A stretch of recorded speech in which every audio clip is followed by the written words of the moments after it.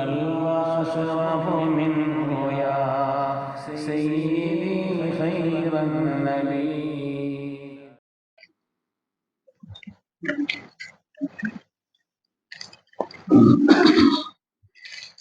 السلام عليكم ورحمة الله وبركاته. الحمد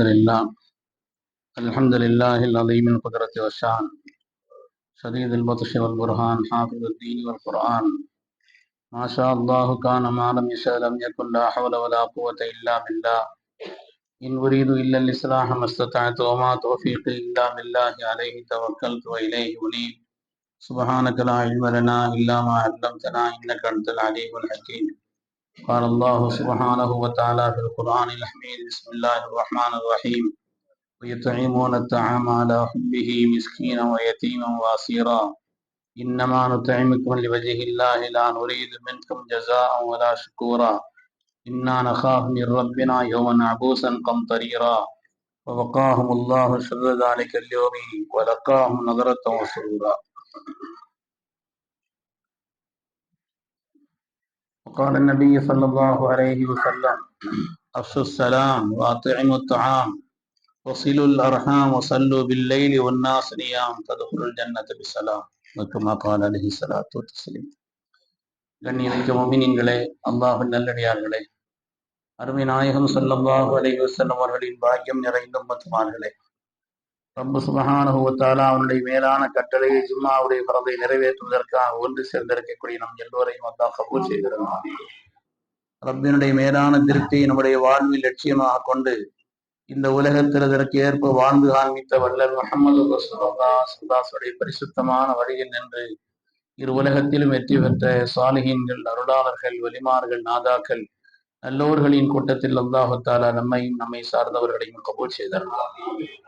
கண்ணியமிக்க முஃமினீன்களே, மனித வாழ்வில் அல்லாஹு தஆலா பொருளாதார ரீதியாக ஏற்றத்தாழ்வை ஏற்படுத்தியிருக்கிறார். எல்லோருடைய வாழ்விலேயும் அவர்களுடைய பொருளாதாரம் சம்பந்தப்பட்ட நிலை ஒரே நிலைப்பாடாக இருக்கவில்லை. ஏற்றத்தாழ்வு என்பது நாம் எல்லாம் கண்கூடாக பார்க்கிறோம். ஏன் இந்த ஏற்றத்தாழ்வு? அல்லாஹு தஆலா ஏன் இதை இப்படி ஆக்கியிருக்கிறான்? சோதனைக்காக. குர்ஆன் பல காரணங்களை சொல்கிறது. சோதித்து பார்ப்பதற்காக. சில பேருக்கு அல்லாஹு தஆலா கொடுத்து சோதிப்பான், சில பேருக்கு அல்லாஹ் எடுத்தும் சோதிப்பான். சோதிப்பதற்காக வேண்டி இதுபோல் பல காரணங்களை குர்ஆன் சொல்கிறது. அதில் ஒன்று, அல்லாஹு தஆலா கொடுத்திருக்கக்கூடியதிலிருந்து பிறருக்கு வழங்குவதற்கும் அல்லாஹ் கொடுத்திருக்கிறேன் என்று சொன்னார். நமக்குள்ள பொருளாதாரம், நமக்கு வாய்த்திருக்கக்கூடிய ஒரு செல்வம், அது எல்லாம் நமக்கு சொந்தமானது அல்ல, நமக்கு மாத்திரம் சொந்தமானது அல்ல. குர்ஆன் சொல்கிறது, லிஸ்ஸாயிலி வல் மஹ்ரூம். சில பேர் உங்க இடத்தில் கேட்பார்கள், அவர்களுக்கான பங்கு உங்க இடத்தில் இருக்கிறது. வல் மஹ்ரூம், சில பேர் கேட்க மாட்டார்கள், அவர்களுக்குண்டான பங்கையும் சேர்த்துத்தான் உங்களுக்கு கொடுத்திருக்கிறார் அல்லாஹு தஆலா. அதை சோதிப்பதற்குத்தான் அல்லாஹு தஆலா உலகத்தில் பொருளாதார ரீதியாக ஏற்றத்தாழ்வை ஆக்கியிருப்பதாகவும் அவனுடைய அருள்மறை நமக்கு சொல்லி காண்பிக்கிறது.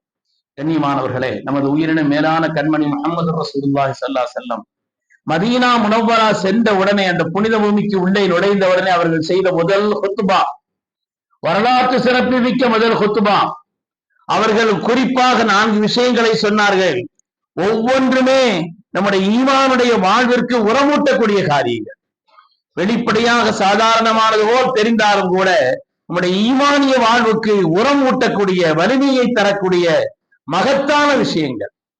அஃப்ஷுஸ் ஸலாம் யா அய்யுஹன் நாஸ், அஃப்ஷுஸ் ஸலாம் வ அத்இமுத் தஆம் வஸிலுல் அர்ஹாம் வஸல்லு பில்-லைலி வன்-நாஸ் நியாம் தத்குலுல் ஜன்னத பிஸ்ஸலாம். மக்களை, சலாமை பரப்புங்கள். சலாம் சொல்லுங்கன்னு மட்டும் சொல்லல, சலாமை பரப்புங்கள். அது பணிவு கலந்த மரியாதையை உங்களின் மீது ஏற்படுத்தி தரும். அதை போல உணவளியுங்கள். உங்களுடைய குடை திறனையும் அல்லாஹு தஆலா அவனுடைய சோதனையில் நீங்கள் வெற்றி பெற்ற தன்மையும் அது உண்டாக்கி தரும். அதேபோல் உறவுகளை பேணி வாழுங்கள்.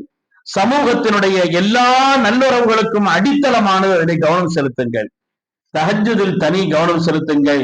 உங்களுடைய சுய ஆக ஈமானிய பிரகாசத்திற்கு அது காரணம் என்ற கருத்திலே கண்மணி ரசூலுல்லாஹி ஸல்லல்லாஹு அலைஹி வஸல்லம் அவர்கள் இந்த 4 விஷயங்களையும் நம்முடைய ஈமானுடைய வாழ்வுக்கு உரம் ஊட்டக்கூடிய இந்த 4 விஷயங்களையும் அழுத்தமாக மதீனா முனவ்வரா சென்ற பிறகுதான் உடைய வாழ்வே மாற்றத்தை அடைந்தது. முஃமின்களுடைய வாழ்வுக்கு பிரகாசம் வந்தது. அந்த ஹிஜ்ரத்து தான் மகோன்னதத்தை தந்தது என்றால் அங்க போன உடனே செய்த உடனே முதல் குத்துபா மக்காவுல என்னவாறு படுத்தினானோ 13 வருஷத்துக்கு என்று பேசவில்லை. மக்காவினுடைய சிரமங்களை பற்றியோ அல்லது 18 நாட்கள் பயணம் செய்து வந்த நேரத்தில் ஏற்பட்ட அந்த சிரமங்களை பற்றியோ பேசவில்லை.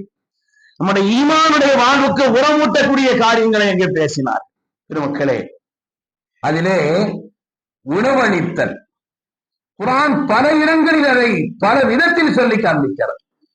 பிறருக்கு உணவளித்தல் என்றால் ஏழைகளுக்கு உணவளித்தல் என்பது மாத்திரமல்ல, விருந்தாளிகளுக்கு உணவளித்தல், சக அன்பை வளர்ப்பதற்காக வேண்டியுள்ள உணவளித்தல், எல்லா உணவளித்தலையும் எடுக்கும். எல்லா உணவளித்தலையும் எடுக்கக்கூடிய ஒரு காரியம் உணவளியுங்கள். குர்ஆன் ஷரீஃபும் ஹதீஸும் பல இடங்களில் அதை வலியுறுத்தி சொல்கிறது. அல்லாஹ் குர்ஆனிலே கேட்கிறான், மா சலக்கக்கும் ஃபீ ஸக்கர், நரகத்திலே ஆக்கப்பட்டவர்களை அல்லாஹ் அதை விட்டு நம்மை பாதுகாக்க வேண்டும். மா சலக்கக்கும் ஃபீ ஸக்கர், சக்கர் என்ற இந்த கொடுமையான நரகத்திற்கு உங்களை கொண்டு வந்து சேர்த்தது எது தெரியுமா? எதன் காரணத்தினால் நீங்க இங்கே வந்தீர்கள்? குர்ஆனுடைய வார்த்தை. ஏன் வந்தீர்கள் தெரியுமா என்று அல்லாஹ் கேட்பான். ரகசியங்கள் எல்லாம் வெளிப்பட்ட அந்த உலகத்தில் அதற்கான ரகசியத்தை காரணத்தை தெரிந்த அவர்கள் எல்லோரும் சொல்வார்கள். காலு லம் நகு மினல் முஸல்லீன் வலம் நகு நுத்இமுல் மிஸ்கீன் வகுன்னா நஹூது மஅல் காயிமீன் வகுன்னா நுகذிபு பியௌமித்தீன் சொல்வார். நாங்கள் தொழுகையாளிகளாக இருக்கவில்லை, பிறருக்கு உணவளிக்கவில்லை. அதேபோல் இப்படி ஒரு நாள் வரும் என்பதை குறித்து எங்களுக்கு நம்பிக்கை இல்லாமல் அந்த விஷயத்தில் நாங்கள் அலட்சியமாக பொய்யாளர்களாக இருந்தோம். இதோ வந்துவிட்டது என்று சொல்வார். அருமையானவர்களே, செல்வதற்குண்டான பிரதானமான நரகத்திற்கு செல்வதற்குண்டான ஆக்கப்பட்டதற்கான பிரதானமாக சொல்லக்கூடிய முதல் காரணம் எங்களிடத்தில் தொழுகை இல்லை. இரண்டாவது, நாங்கள் உணவளிக்கும் பண்பு எங்களிடத்தில் இல்லாமல் இருந்தது என்று சொல்வார். அதனாலே அவ்வளவு கொடுமையானது என்று மார்க்கம் சொல்லி காண்பிக்கிறது. குர்ஆன் ஷரீஃபிலே பல இடங்களில் அராயிதல்லதி யுகذிபு பித்தீன், தீனை பொய்யாக்கியவன் யார் தெரியுமா? அராயிதல்லதி யுகذிபு பித்தீன், இந்த தீனை பொய்ப்படுத்தியவனை நாயகமே தாங்கள் அறிவீர்களா? யார் தீனை பொய்ப்படுத்தியவன்? வதாலிகல்லதி யதுல் யதீம் வலா யஹுவ் அலா தஆமில் மிஸ்கீன், யதீம்களை விரட்டியவன், உணவளிப்பதற்கு தூண்டாதவன், அவன் தீனை பொய்ப்படுத்தியவன் என்று அல்லாஹ் சொல்கிறான்.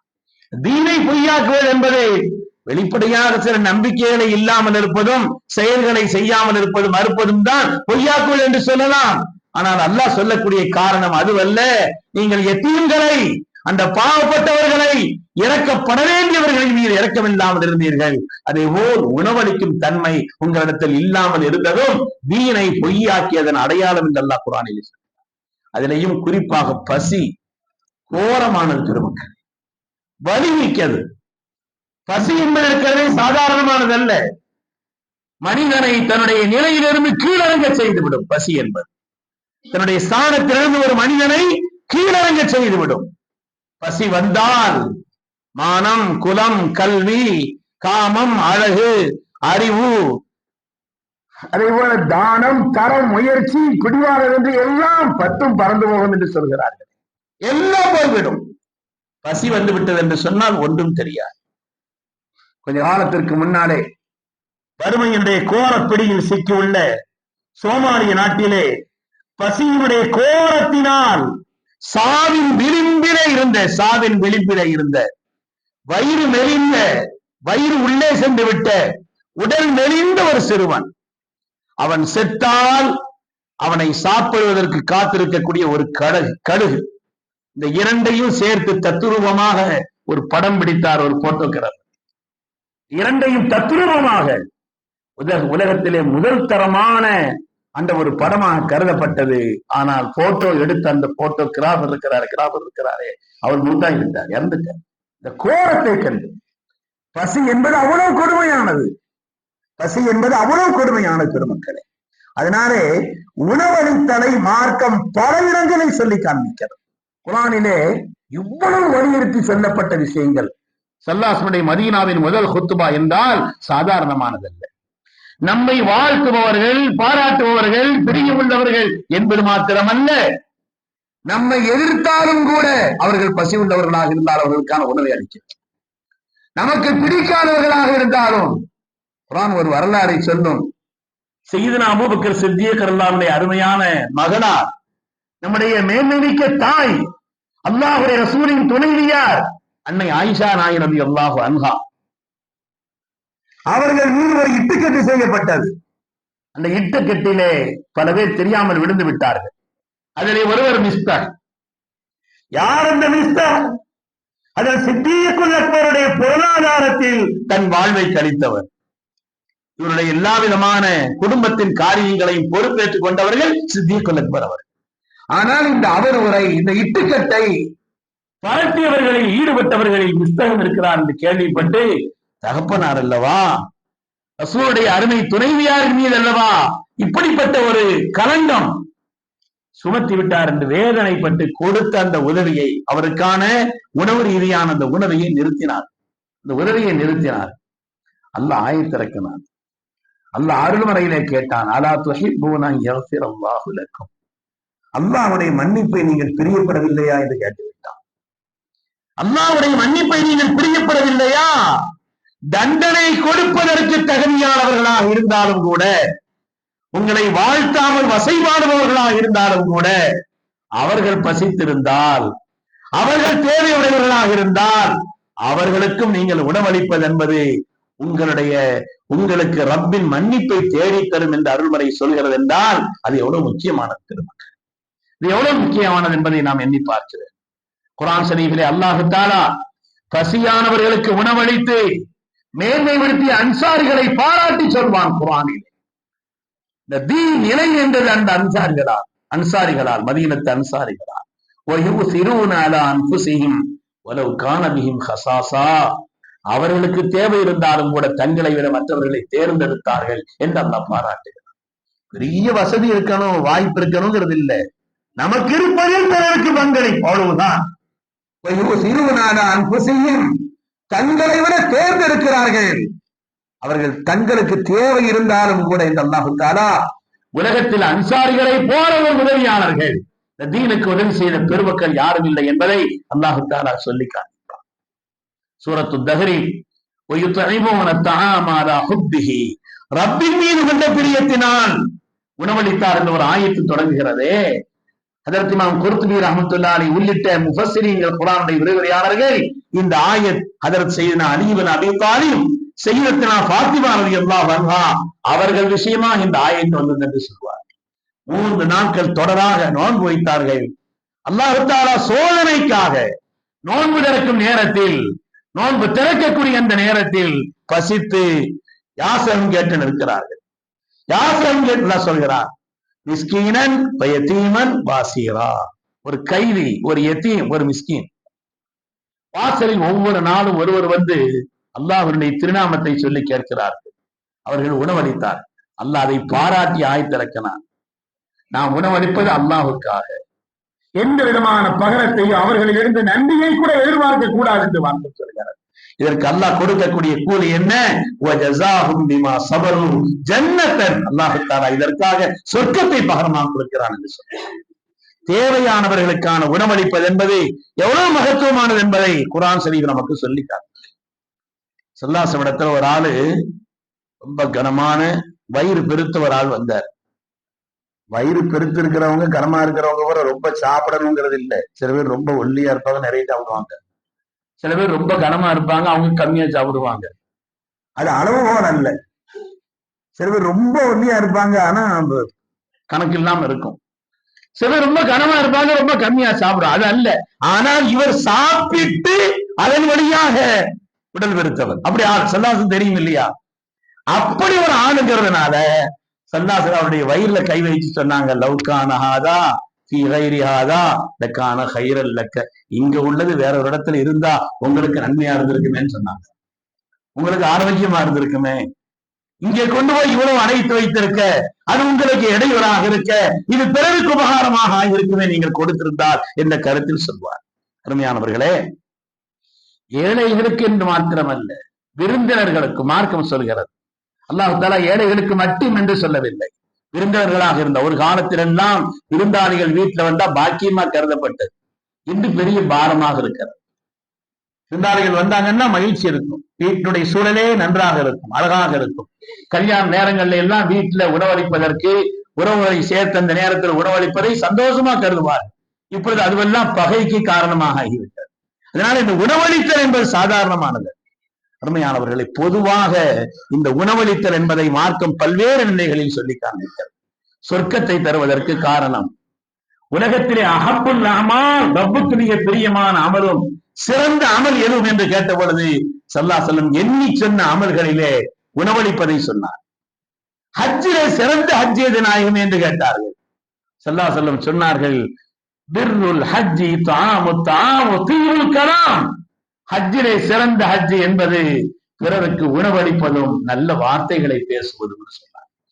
என்ன டென்ஷனும் கோபமும் அதிகமா வரக்கூடிய சூழல் அந்த இடம், ஒரு மனுஷன் தன்னை இழக்கக்கூடிய இடம். பல்வேறு சூழல்களின் காரணத்தினால் தன்னுடைய கோபத்தை சோதித்து பார்க்கக்கூடிய அந்த இடத்திலே தீருல் கலாம், நல்ல வார்த்தையை பேசுகிறார், நலிவுமான வார்த்தைகளை பேசுகிறார். அதே போல பிறருக்கு உணவளிக்கிறார் என்றால் ஹஜ்ஜிலே அது சிறந்த ஹஜ்ஜின்னு சொன்னாங்க கண்மணி ரசூலுல்லாஹி ஸல்லல்லாஹு அலைஹி வஸல்லம். அருமையான பெருமக்களே, அதனாலே பொதுவாகவே இப்படிப்பட்ட ஈகை குணம் தேவை உள்ளவர்களுக்கும் அவருடைய தேவைகள் அறிந்து சூழல் அறிந்து கொடுப்பது என்பது இருக்கிறதே சாதாரணமானதல்ல. கொடுக்கும் அந்த உயர்ந்த குணம் என்பது அது ஏற்படுத்தக்கூடியது உண்மையானது. அல்லாஹ் குர்ஆனிலே சொல்வான், அவர்கள் தான் வெற்றியாளர்கள். கஞ்சத்தனத்தை விட்டு பாதுகாக்க பெற்றவர்கள் தான் வெற்றியாளர்கள் என்று அல்லாஹ் சொல்கிறார். நம்மையும் வெற்றியாளர்களில் ஆக்கியறது. எனவே கஞ்சத்தனம் என்பது அது ஒரு உயர்ந்த வெற்றிக்குரிய குணமே அல்ல என்று குர்ஆன் சொல்லுது. அதே போல கொடுக்கும் தன்மை என்பது தனக்கு உபகாரத்தை தந்த தன்னுடைய ரப்புக்கு நன்றி செலுத்தக்கூடிய தனம். தனக்கு உபகாரத்தை தந்த, யாரிடமும் யாசிப்பதை விட்டும் தன்னை பாதுகாத்த தன் அதிபதிக்கு, தன்னுடைய அதிபதிக்கு நன்றி செலுத்தக்கூடிய உயர்ந்த குணம்தான் கொடுக்கும் குணம் என்பது. உண்மையான பெருமக்களே, அல்லாஹ் குர்ஆனிலே ஒரு உபகாரம் எது வழங்கப்பட்டிருக்கு அதுக்கு ஈடான உபகாரம் செய்யணும். ஒரு ஆளுக்கு அல்லாஹ் நிறைய செல்வத்தை கொடுத்திருக்கிறான், அவர் அல்லாஹ்வுக்கு நன்றி செலுத்துகிறது ஒரு நாளுக்கு 1000 ரக்காத் தொழுகிறார், அது அல்ல அதுக்கு நான் ஈடு உபகாரம் என்பது. அலம் யஜிதுக யதீமன் ஃபஆவா வவஜதக லால்லன் ஃபஹதா வவஜதக ஆயினன் ஃபாகனா. நாயகமே, நீ யதீமா இருந்தீங்களே, அல்லாஹ் உங்களை அரவணைக்கலையா? ஏழையாக இருந்தீர்களே, அல்லாஹ் சீமானாக்கவில்லையா? நபித்துவத்தின் பாக்கியம் இல்லாமல் இருந்தீர்களே, அல்லாஹ் அந்த பாக்கியத்தை என்றெல்லாம் கேட்டுவிட்டு அதுக்கு பகரம் சொல்கிறான். எனவே ஃபஅம்மல் யதீம ஃபலா தக்ஹர். எனவே எந்த யதீமையும் நாயகமே தாங்க விரட்டிடக்கூடாது. யாரும் உங்களிடத்தில் கேட்டு வந்தால் அவர்களை மறுத்து விடாதீர்கள், தகுதியானவர்களாக இருக்கும் பொழுது. அதே போல உங்களுக்கு அல்லாஹ் நுபுவத்தை கொடுத்ததினால் அந்த ரப்பினுடைய நியாமத்திற்காக உங்களுடைய ஹதீஸை மக்கள்கிட்ட கொண்டு சேருங்க. அல்லாஹ் எந்த உபகாரமோ அதற்கு ஈடான உபகாரத்தை கொண்டு பகரம் செய்வதுதான் உண்மையான நன்றி என்று பெருமக்கள் சொல்வார். உண்மையானவர்களை, உபகாரத்தின் காரணத்தினால், பிறருக்கு உணவளிக்கக்கூடிய காரணத்தினால் அல்லாஹ் தஆலா பிறருடைய நேசத்தை நமக்கு தருகிறான் என்பது மாத்திரமல்ல, நம்முடைய செல்வங்கள் விருத்தியாகும் என்றும் ஹதீஸிலே சொல்லப்பட்டிருக்கிறது. கொடுக்கப்பட்ட பாக்கியங்கள் விருத்தியாகும் என்பதும் கூட குர்ஆன் ஷரீஃபிலும் ஹதீஸிலும் அதை பற்றி உண்டான இஷாராக்கள் நமக்கு சொல்லப்பட்டிருக்கிறது. எனவே மார்க்கம் சொல்லி தந்த உன்னதமான ஒரு குணம் சமூகத்தில் குறைந்து வரக்கூடிய. பழைய காலத்துல எல்லாம் நம்ம ஊர்ல ஏதாவது ஒரு சின்ன காரியம்னா நான் ஒரு 5 பேருக்கு சாப்பாடு நீயத்து வைப்பான், 5 பேருக்கு சாப்பாடு நீயத்து வைப்பார். எனது இருக்கிறது இல்லை என்று சொல்லவில்லை. அந்த சீதேவிகளான நன்மக்கள் இன்னும் இருக்கிறார்கள், கொடுத்து கொண்டும் இருக்கிறார்கள். ஆனாலும் கூட குர்ஆன் பாராட்டக்கூடிய அந்த குண விஷயத்திலே, அந்த உயர்ந்த குண விஷயத்தில் நாம் அலட்சியமாக இருந்துவிடக் கூடாது என்பதற்காக ஞாபகப்படுத்துகிறேன். அல்லாஹ் சுப்ஹானஹு வ தஆலா அந்த உயர்ந்த குணத்தை அல்லாஹ் நமக்கு தந்தருள்வானா. அதற்கு என்னென்ன சன்மானங்களை எல்லாம் அல்லாஹ் அருள்மறையிலே சொன்னானோ இந்த எல்லா சன்மானங்களையும் பெற்ற நன்மக்களில் அல்லாஹ் தஆலா நம்மை ஆக்கி அருள் புரிவானாக. அவன் நமக்கு விசாலமான ரிஸ்கை தந்து, ஹலாலான ரிஸ்கை விசாலமாக்கி தந்து, அவன் விரும்பக்கூடிய நல்ல காரியங்களில் அவனுடைய திருப்திக்காக செலவு செய்யக்கூடிய உயர்ந்த பாக்கியத்தையும் அல்லாஹ் நமக்கு நசீபாக்கி அருள்வானாக. ஆமீன் ஆமீன் யா ரப்பல் ஆலமீன். வ ஆகிரு தஅவானா அல்ஹம்துலில்லாஹி ரப்பில் ஆலமீன். அஸ்ஸலாமு அலைக்கும்.